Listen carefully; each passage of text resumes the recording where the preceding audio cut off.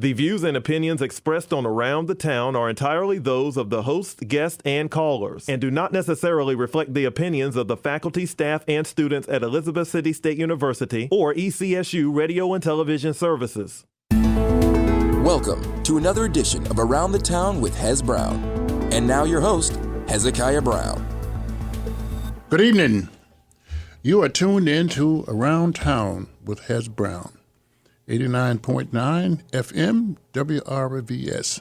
Now, we have just a great program for today, but I just wanted to just warn you a little bit that each time and before each program, what we try to do is just give you out a few nuggets in terms of how to resolve conflict.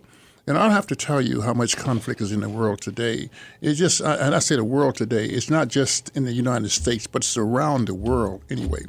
But today I'm going to be a bit more specific. The violence today that is the school is starting, just started this Monday, and a lot of things take place in school, but it also take place in the workplace. And it is called psychological violence. And it's more psychological violence that go on than it is physical violence. But the psychological violence is very seldom recorded because it has to do with the human nature. It has to do with doing something that you don't have to touch another person with your hands. It's doing something that's non-physical. So psychological violence it permeates the whole world.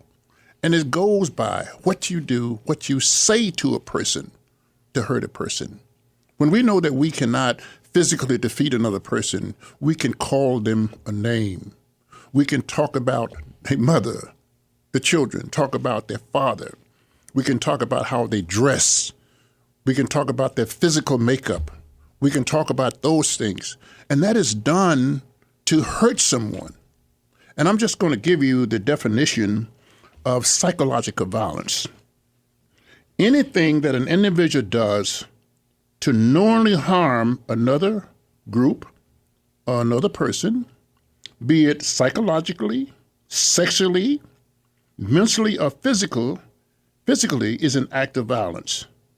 And the following is a considered act of violence because when we talk about violence, I didn't put my hands on another person, I didn't do this and I didn't do that. So such things as in our community, such using the N-word. I'm going to say it again. Using the N-word. N-word is an act of violence. Talking negatively about an individual family member, mother, father, brother, sister, etc. Teasing an individual about the way they dress or the clothes they wear. An act of violence. Talking about the features of an individual's physical makeup. An act of violence. Tease an individual about the way they talk or the way they walk, an act of violence. Tease an individual about their size, if you know someone that's obese, is an act of violence. Making fun of individuals who are physically challenged and physically handicapped, and that's a bad one because that happens all the time. When people see sometimes people that are physically challenged, they sometimes take off and pick on them all the time, an act of violence. Making fun of an individual religion, an act of violence. Now, none of those things that I talked about, do you have to put your hands on another person to hurt them? Because the strongest person in the world can be hurt with your tongue, but what you say to a person. So we want you to take those little nuggets and try not to participate in those because there's another thing that's going on in our country today. It's been going on for other countries for years. There are so many mass shootings, killings that's going on to the degree that it is to a point that I don't even know what word to use for it. Because seem to be no real reasons, no real activity in trying to resolve these things. Listen to this. There were 425 children under the age of 12 have been victimized by gun violence in 2019. There has been 262 instances of mass shootings. That's almost like one per day. As of August 19th, 2019, there have been 35,484 total shooting incidents in this year, resulting in 9,358 deaths and 18,678 injuries. In the fifth preceding year, in the past 5 years, from 2014 through 2018, there were 276,609 shooting incidents. Now, my point is this, and I'm going to get off of this. I just want to lay it out there. My point is this, that we're going to have to come together in some way and do something about all these things that are taking place, because it's not getting better. It's getting worse. As a matter of fact, the lady went into McDonald's and shot in the floor because McDonald's food was cold. So I'm saying all these things is happening and it's growing. So we have to do something about it. But I think that the persons we have today can maybe give us some directions on how that is done. Because somewhere along the line, it's not going to come from the top. How to resolve this problem is going to come from the bottom up. And I'm not saying you guys on the bottom, but you're at the top of your church. Okay. So we have two people here today, Pastor Leach and Pastor Oaks. So I'm going to let them tell you who they are, what church they came from, and how did they get to this program that's called Around Town with Hez Brown. Either one of you start with. Well, Dr. Brown, thank you for having us. This is my second time, and I feel very privileged to be back again here with you, my good friend. I'm the pastor of Mount Lebanon AME Zion Church in Elizabeth City, North Carolina, and I'm here with my good friend and brother from another mother. I always say that affectionately, and he will introduce himself. My name is Benny Oaks. I am. This is my first time being with you, and it's such an honor and privilege I get to share this time with you both. So thank you for inviting me to join you. I am the pastor at First United Methodist Church in Elizabeth City, and couldn't be more pleased to join the conversation around this. This is something I've looked forward to for a long time. And how long have you been at United Methodist? So I've been at First as long as you've been at Mount Lebanon, I think we figured out, which is a little over a year. Mm-hmm. And prior, go ahead. I think we actually came the same month or so last year, which is very interesting. And we're around the corner from each other as well. Wonderful, yes. Wonderful.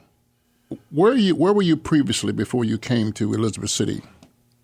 So I was in Chatham County, which is right next to Raleigh area, not far from Chapel Hill. We used to say we were close to everything, far away from everything at the same time. So I was there for 5 years serving two churches, and got the call to come up and serve in Elizabeth City. Mm-hmm. Now, we're going to talk about some things today, but all of this stuff here is relevant in terms of, the two of you connecting. How did you meet? I think when we met face to face, we had it was a breakfast meeting for the Pastor Tank Ministerial Alliance on Education, and we had that at our place. And I didn't mean to, but I emailed Javan probably a couple of months prior to, and we kind of talked about perhaps getting together.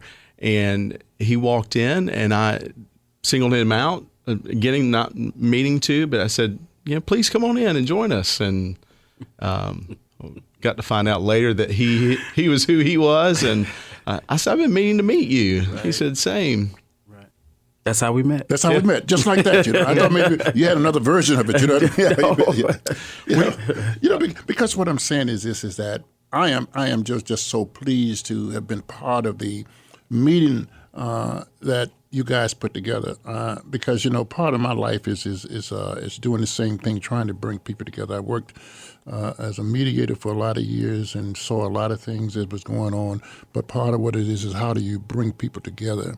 And I think that what you have done in this short period of time, you're relatively new here to Elizabeth City, and what you've done in this short period of time is going to be something I think it's the beginning of something that is going to be significant to this community, and that's just a layman's observation, in a sense, in terms of what you've done.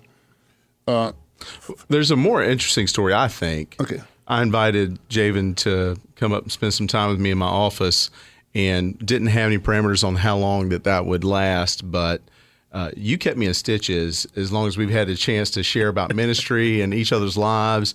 And right away, I think we found a kinship that was very near and dear to my heart. I couldn't stop smiling after having a chance to visit with him. And this was just getting to know him. Mm-hmm.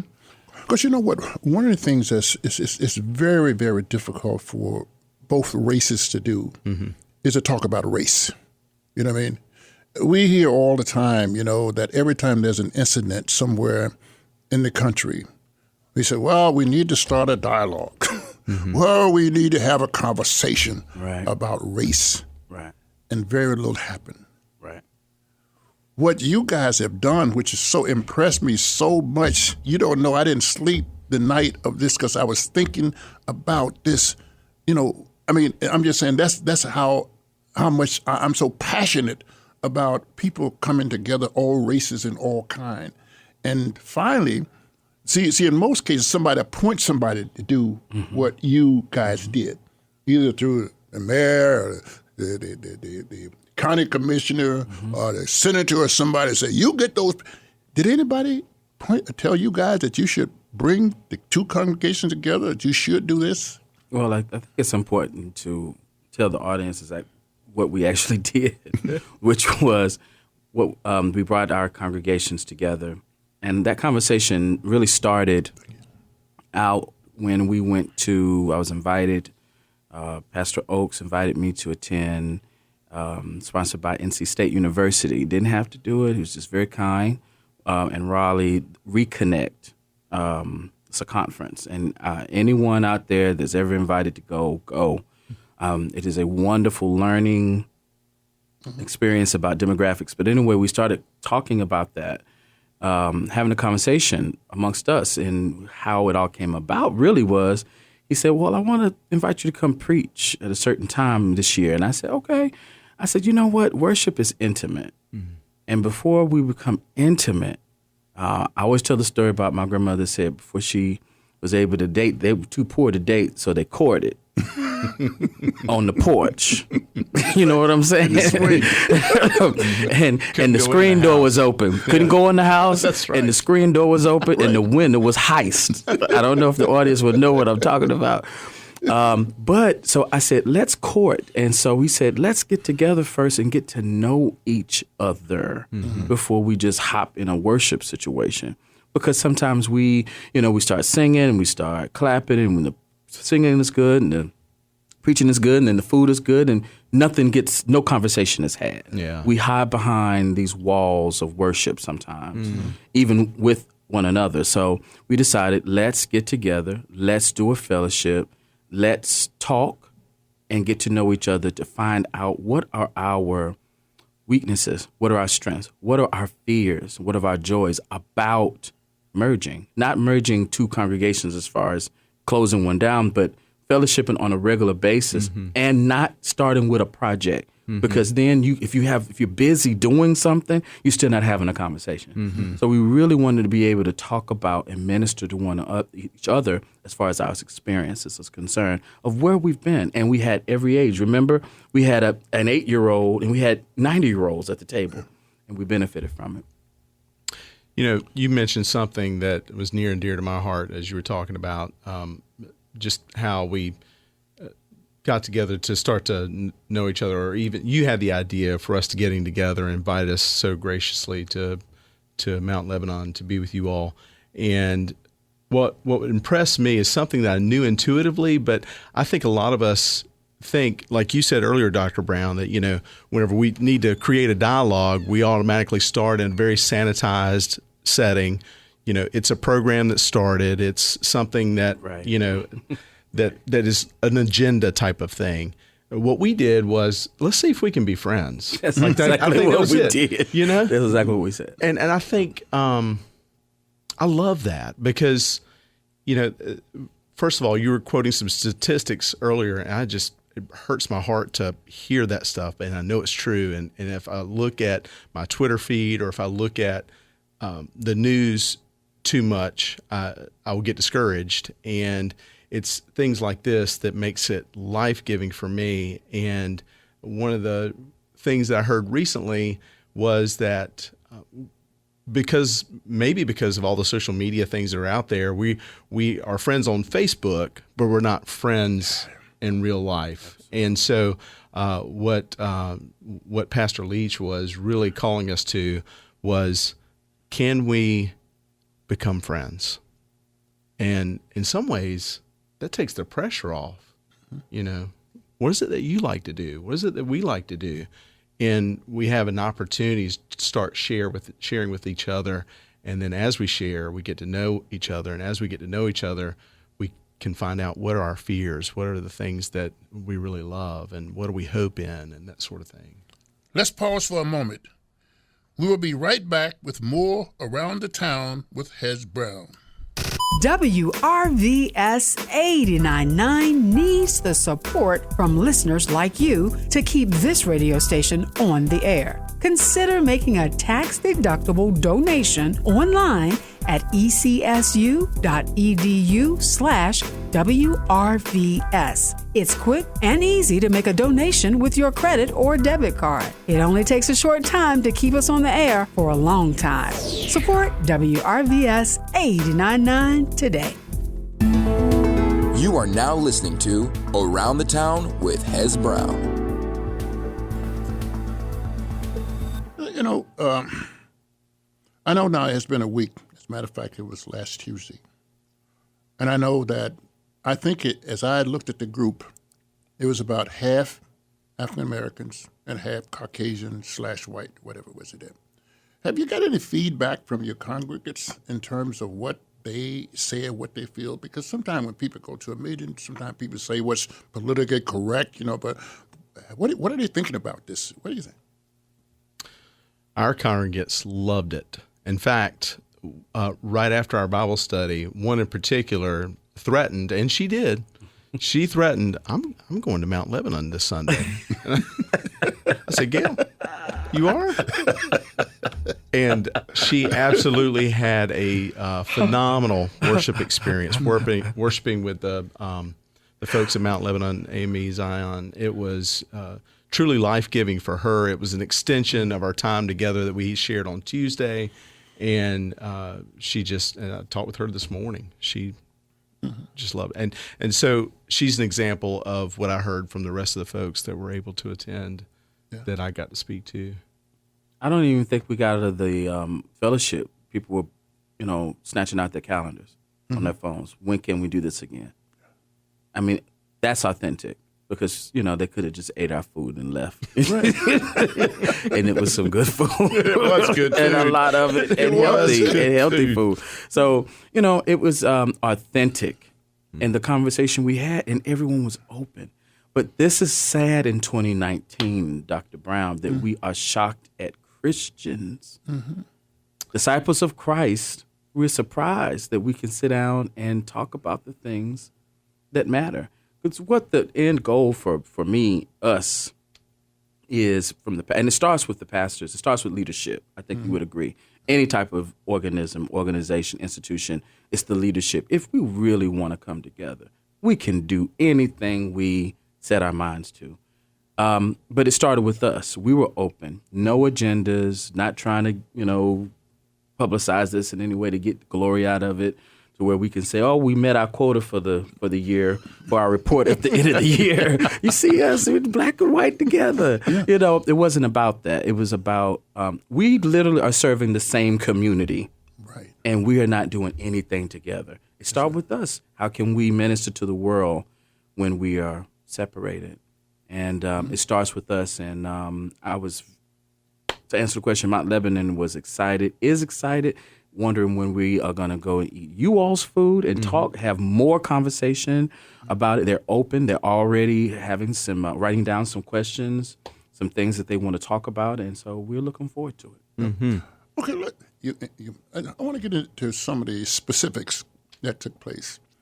because the statement that was made, one of the statements, the name is not important, but it's normally made by an African American, that Sunday morning is the most segregated time in America. And this was made by one of the white congregants that's who was there, And that's, as I said again, it normally comes from the other side because it's done for a different reason. But I know that she didn't do this with any malice, but she just put it on the table because she thought it was something that should be talked about and discussed. Is that right? Am I right in my interpretation of what was there? Mm-hmm. Yeah, we've talked often about how this community has, and I think this is right, 122 churches inside Elizabeth City. And you have to figure out, the first question I have is why? And then the second question that sometimes intuitively doesn't come up is that, what is it that, each church that stands on a corner, what is it that their witness to our community is?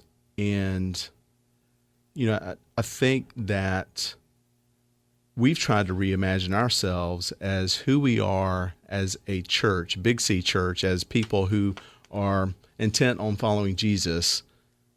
Who is it that we're representing in our community, and are we doing that with other people who are part of the same body?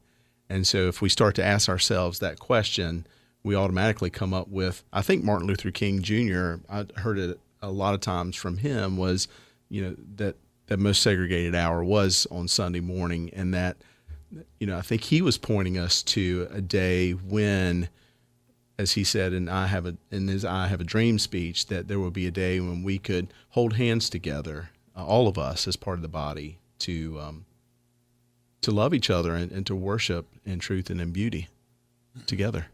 Mm-hmm. And I think, as I said again, the whole thing impressed me because we did have that kind of a group before. It was put together by Chip Broadfoot, who is long gone now from Elizabeth City, and I thought it was a great idea then. I still think it was a great idea.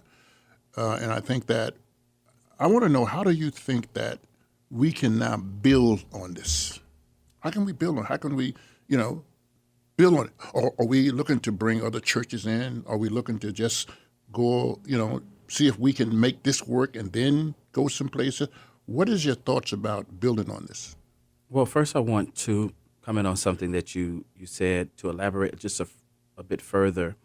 I want to say that and Pastor Oaks is very, very accommodating in saying this was, my idea. It was our idea. It was collaborative because it's amazing how powerful when leadership comes together and just hash out what needs to be done. And this is how this was birthed. And thank you so much for being inspired by this, because we didn't have to have an act of Congress to get this together. Right. And what I wanted to bring out about the actual event is that we had over 50 participants off of just an invite and announcements in our morning worship.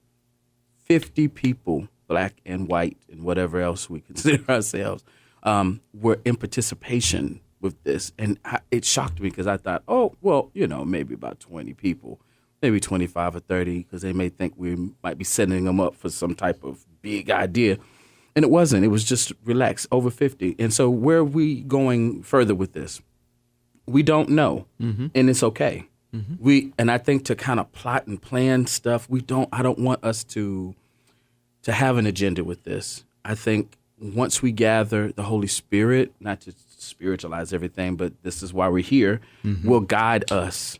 We are seeking instructions as the leaders, and we're open to our congregants as we meet. They should tell us what they need out of this.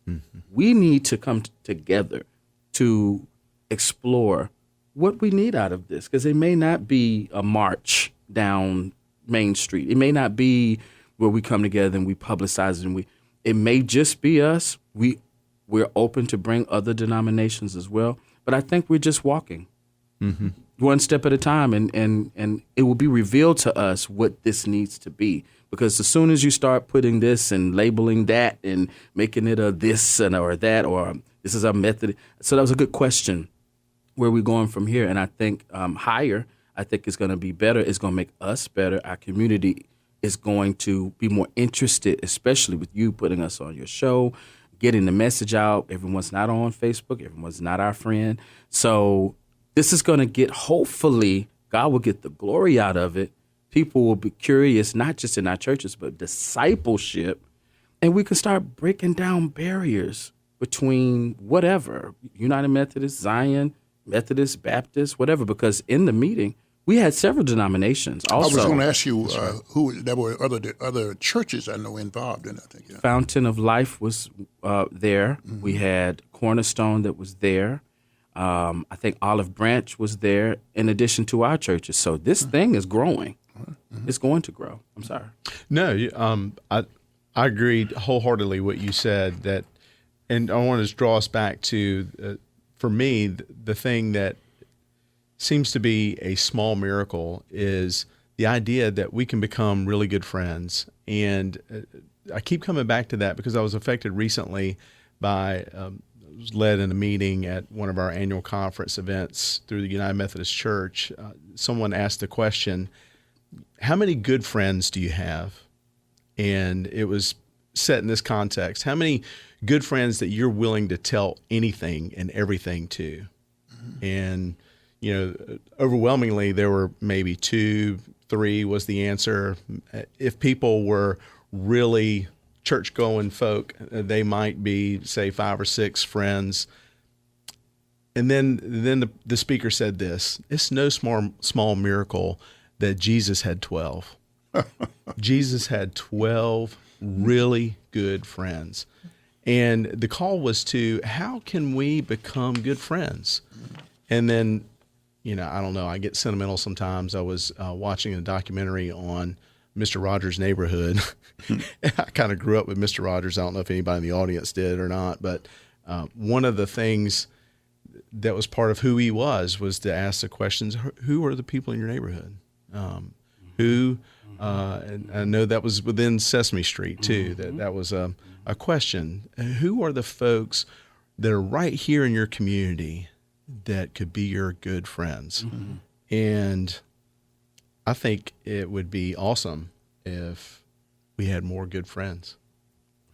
You know what? A lot of times we talk about the media and we talk about having something. When I left there, I was hoping, but it might not have worked out the same way, that we could have videotaped the people there. You know why? Because the people there, they gave the appearance of being, and I have no reason to doubt this, so sincere and so and really ready, right. You know what I mean, to dive into this thing here. Yes. And that's unusual, because sometimes you have to, get people ready for some kind of change. And many in the world today, and many people, especially my age, they're reluctant to accept change. That's the way it is, and that's the way it's going to stick. You over there, and we over here. I didn't sense any of that in that room. Because I look, I'm looking very hard to see. Well, wait a minute, are we all doing the right thing? So I'm saying this is what I took from that, and that's the reason I said before I left, I said, how would you guys like to go on the radio and talk about this, spontaneously? Mm-hmm. Because I think this is something that the community itself would be interested in. Mm-hmm. And in this community, you have a lot of folks who really really want to do this, but guess what? There's no avenue to do it. There's no forum to bring people together. So people continue to go their way, and they go their way. And so you had to have that conduit to bring those together. Like I said, it wasn't just United Methodist and Mount Lebanon. It was other churches who were there can carry the same thing back. So I'm saying that when I looked at that was so impactful, and just looking at people when they talked, you know what I mean. And sometimes when people talked, you could see what they were saying, that that was something they believed. And I was so impressed with that. I don't know how you guys felt about that. I think people are personally as tired as I am of the division that we see, not only in our country, but even in our community. and I've only been here a short while, but Elizabeth City is not unlike a lot of other places where people are divided along different lines, be they denomination lines or racial lines or generational lines, whatever lines we sort of put ourselves in, or this is us and that's them. People are, I think, actually really tired of that division, and that they seek something that's life-giving, that will be exciting. There was a young man, and I forget his name. I probably can't say his name on the radio anyway, but he was a young man, 11 years old, that was part of that conversation. And I remember distinctly, and this will stay with me for a while, that he was taught by his parents to have diverse friends. And he said this, he said, not only is diversity good, but it helps me grow as a person. And I think intuitively we know that, but we don't practice it as much as we know it. And so that opportunity that we got to share together on Tuesday was just excellent for being able to hear other people, to see other people, to find out where we're all coming from, and to begin a conversation that really is centered around getting to know each other well and celebrating our differences and celebrating our unity. And I think that's important too. The celebration of diversity. There are a number of things that happens in Elizabeth City, but again, one of the things that's cut us short is that we don't have a television, and so a lot of folks don't read the newspaper, so they don't really know what's going on in the community. But they have a lot of stuff going on at the university that has to do with that. They have an international dinner every year where everybody come and you bring the food and whatever. But it's a good thing. And so I think that if we can be creative in terms of, as I say, going slow, not speeding, not fast, and listen to the people who you guys are supposed to be leading, and that I think that will make this work, because I know it can work. In my own heart. But like I said, it took somebody to start it. Because the world is made up of 95% followers and 5% leaders. So somebody had to start something like this. Now, I often make this statement, and I made this statement that day, that the reason we don't like them is because we don't know them. And that goes both ways. That goes with African American, and it goes with whites too. We think we know each other sometime, but we react to the stereotyping, what I mean? Or we react to the family values in terms of what they feel, So I just think that once people get to know each other, it's a different world, you know what I mean?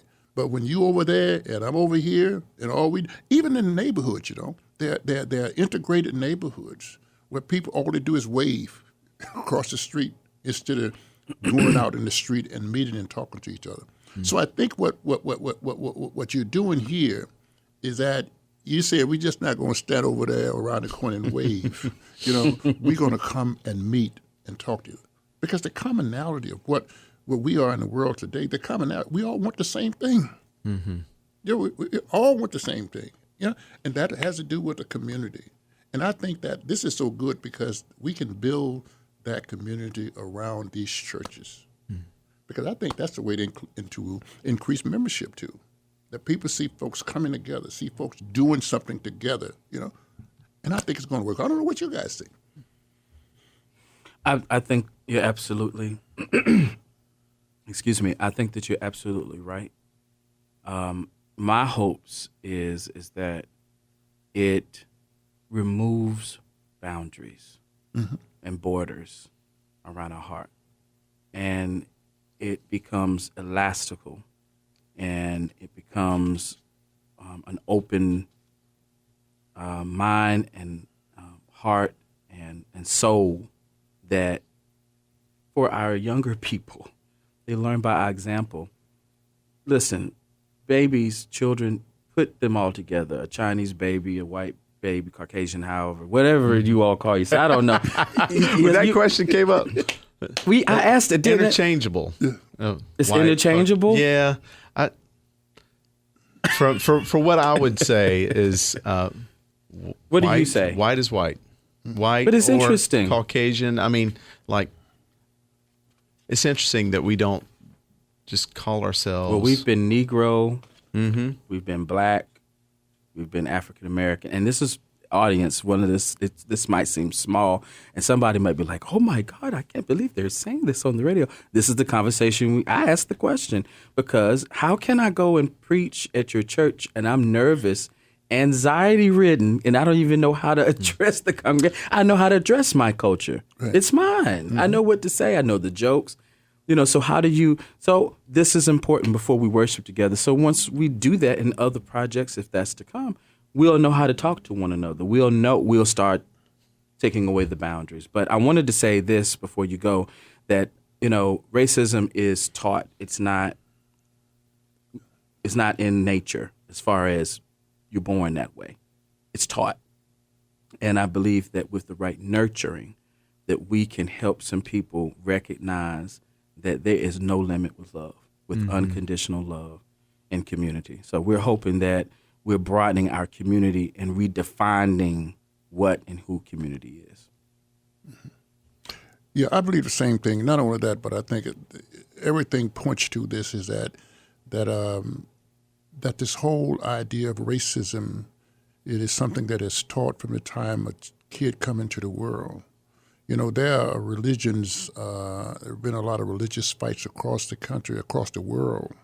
And what happened is that if you teach that kid that the other person is less than a human being, they're going to grow up feeling that way.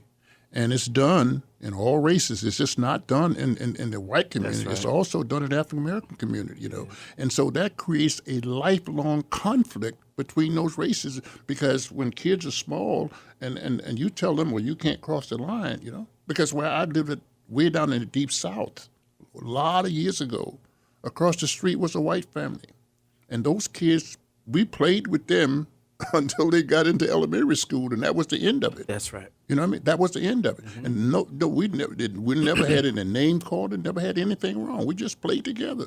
But once as the kids get older, that separation starts there. And I think we need to really explore that kind of a thing too, and about what you just said about where it's taught, because a lot of folks don't understand that African Americans and white, Caucasian, that this comes from both sides in teaching, you know what I mean? Mm-hmm. And so there's so how do you think that we move away from that, or how do we think that we teach it? Should the dialogue be about that so folks know that we know? Mm-hmm. They don't think we know that. I think that's part of it, to talk about it, but then I think it has to do with part of what you said earlier. A lot of times we can just think that we get by waving to our neighbors. Like if I wave to someone, if I smile at someone, then I've done my thing for today. And through the relationship I've gotten to build thus far with Pastor Leach, it's been one that has been a very, very good friendship, where we've eaten together several times, and it gave me the thought, as we were talking about, getting together, getting our congregations together, it gave me the thought for a sermon where I asked this question, is, do you know where your neighbor's dinner forks are? And everybody kind of looked at me kind of, where's he going with this? Which is probably typical for every Sunday. But anyway, my point was that if you can develop a relationship where you're not just waving at your neighbor, that you go over and speak to them. And then speaking, you find out that you could become friends with this person. And then it leads to, well, why don't you come over to my house for dinner? Mm-hmm. And then they come over. And then they say to you, hey, come to my house for dinner. And then you have an opportunity to break bread together, to get to know each other on a deeper level. And if you're really good neighbors, they'll let you share in the workload, which is washing dishes and putting the forks away. And then we'll fall out because my stuff has to go in a certain drawer. You learn more. You learn so much. You're absolutely right. And we'll do this within your... It's only one race. It's a human race. That's right. Within our ethnic group. Mm-hmm. We'll do that all day. I've been to most of my congregants. I've been to their homes. But I'm going to be honest, and this is hopefully get a kick out of the audience, make the ratings go up or whatever and really have a laugh. But I'm gonna have to really clean up if you come over there. I mean, like, really. And then don't we do that though? And then we talk ourselves out of it because we think, I don't have time to bring out China. I don't have time. Thank you for saying that. I want to tell you something. I'm going to tell them you eat fried chicken too. So, I want to tell them my congregation a little bit. So if anybody in my congregation is listening to this and you don't want to be offended, please switch off for a few minutes. But maybe not. Just stay with me here. So the fact that when I was talking about the Bible study and going over and meeting with Mount Lebanon, there were several people like, I don't know if I have anything nice to wear. I'm not really dressed for this. And I'm like, well, you... What? And they probably didn't care how. They just came the way Mount Lebanon just normally comes casual. But the perception. But there you go. You got to be dressed up to go to someone else's place. And, And then you talk, it's so funny how it goes from that being those small entities to the major divides that happen. And it all starts in your head when it really needs to start at your heart. Come on, that'll preach. Let me write that down. Yeah. It's all in your head. But I'm going to preach that Sunday. Let me just give you my view. I live here, and I think I said this to the other day, that I live here 16 years. And I've lived in other communities around the country. But this city is small enough and is smart enough to do the kind of things that set the stage for the entire country, because you have people who migrated here from different places. It's not just from the African American that migrated from New York and New Jersey and other places. It is other people who migrate here too. So you have the real melting pot that hasn't really been revealed as to who people are yet, until you talk to them. But you have it right here. We just have to do what you guys are doing and keep doing it and make it happen. Understanding there's going to be some bumps in the road as we go along. It's going to be some naysayers who go along. We know that already. But I think that we are you guys are on the right track. And I think that I just admire what you have done so far. And I know it's going to be better because I know this guy here. this guy here, he is willing, I met you, but I'm talking about the guy I know. Sure. He's involved in change. He's involved in the community. He's involved in everything that happens. And that's how you get to know people. That's how you get to know what's going on, is by being involved. You can't sit at home and find out what's going on in the community. So I'm just saying to you that I just prayerfully, you will keep it going, because I think this is a godly thing to do. This is not just doing, but this is what God really wants. And, maybe he put you guys, you didn't just meet by chance. There's no coincidences. You know what I mean? Yeah. So right. I think that's what happened. And like I say, John Maxwell say everything rise and fall in leadership. Wow. Yeah. But I want to thank you guys so much for taking time out of your busy schedule to come here to also just give an overview to this public about what it means in terms of coming together, what it means being together, and this whole lines of demarcations, and talk about how we can remove those lines. So thank you very much. Thank you, Dr. Brown. This has been a pleasure. Yeah, okay. Thank you, remember out there, this is Around Town with Hez Brown. We're on the first and third Wednesday of every month at 6:30. So I know people keep telling me, I know you have a radio program, but it's on. What day is it on again? I want you to take out your telephone now, set your clock on your telephone so it will alarm for you when this program is on. The first and third Wednesday at 6:30, 89.9 FM, WRVS. Don't forget, Around Town with Hez Brown. Thank you very much. Thank you for listening to Around the Town with Hez Brown, recorded and produced at WRVS-FM Studios on the campus of Elizabeth City State University. If you are interested in becoming an underwriter for this show, call 252-335-3985.